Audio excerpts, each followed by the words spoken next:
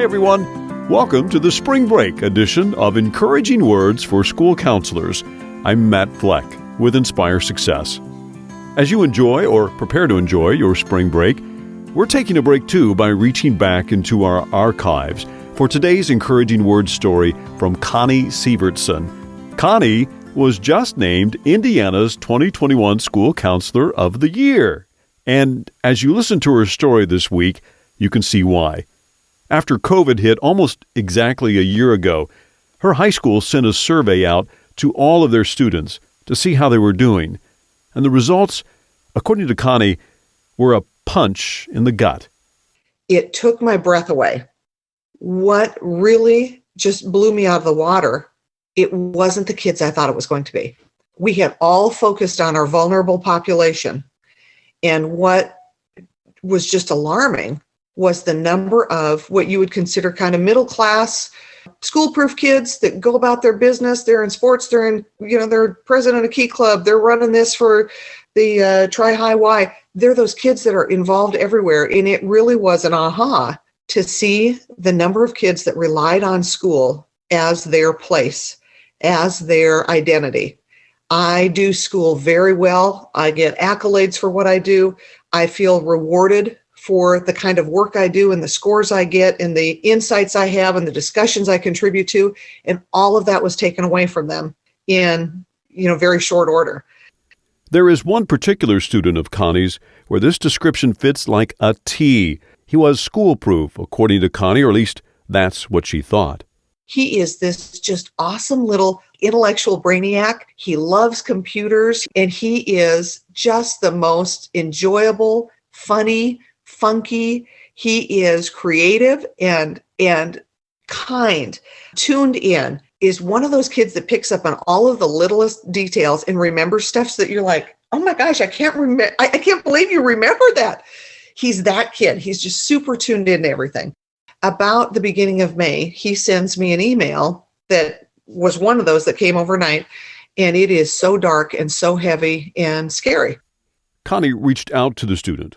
No answer.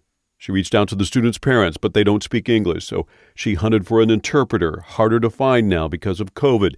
It took some time. She reached out again and waited. It took us probably, I think, 2 days, as I recall, to get through to anybody. Nobody answered the phone, which made my anxiety go through the roof. Finally got a hold of them, and he hadn't really said a whole lot to them.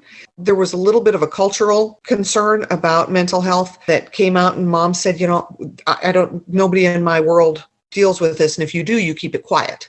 You don't say anything. And so we had several areas of concern that we needed to get him into mental health support. So fast forward a couple of weeks getting him connected up to really over the last month. His grades are horrible. And this is a kid who's straight A's. I think everything is in the DF range right now. We have had multiple conversations with teachers where I literally shared his transcript and said, I know he's brand new to you. You guys didn't know him previous to the start of this school year. I need you to get a snapshot of who this kid really is. So we are now at a point where he has decided he is going to stay in school.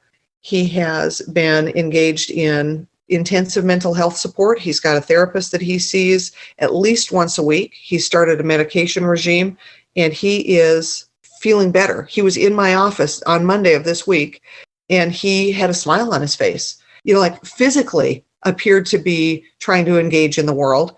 Just a completely, like the turnaround, you can see it. And I want to do everything I can to embrace that and encourage that and nurture that, because he's coming back, and he will say, this whole thing has thrown me for such a loop. I would have never guessed I would be the person who would feel so isolated, so abandoned, so without purpose. And this is the core of the message, to remember to keep an eye on those who appear to be schoolproof or bulletproof, because sometimes they aren't. Just the hope I feel that, okay, here's one. I think about that starfish story. I may not be able to save them all, but I'm going to keep throwing them back in the water. And that's kind of that sense I have. And I think so important to stop and pause, because there are so many that need help. It's overwhelming to me.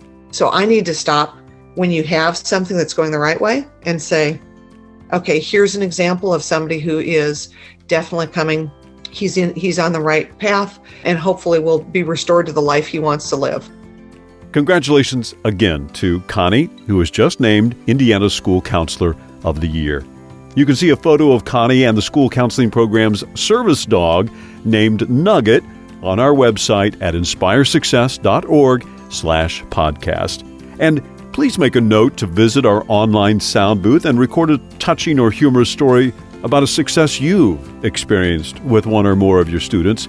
It's simple to do, inspiresuccess.org/soundbooth. Thank you for doing that, and thanks for joining us. Until the next time, have a wonderful week.